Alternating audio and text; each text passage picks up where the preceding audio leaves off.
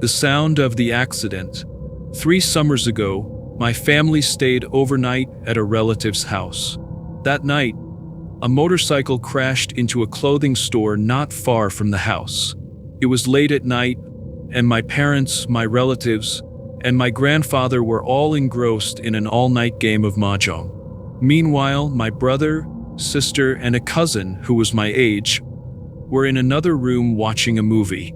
Given that the relative's house was deep in the mountains, the crash sounded quite loud, but the adults were too caught up in their drinking and laughter to notice. My sister, cousin, and I were startled by the noise and briefly wondered, "What was that?" But since we were in the middle of a movie, we shrugged it off and continued watching. My brother, however, was curious and went into the room with the window facing the noise. In the end, he didn't discover anything, and we all went to bed without a second thought. The next morning, we woke up to the adults buzzing about the previous night's incident. Apparently, a motorcycle crashed into the clothing store last night. It was insert name S father who died in the accident, they said. I thought to myself, so that was the noise, but I didn't dwell on it.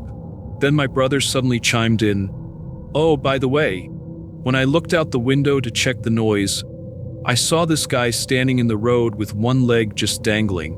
He suddenly started running toward us, and it freaked me out. We laughed it off, thinking he was just joking.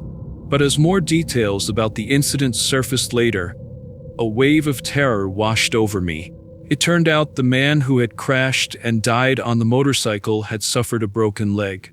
An aunt who lived nearby and was friends with him brought over a photo of the deceased. My brother took one look and whispered, "This is the guy who was running toward us yesterday." Chilled me to the bone.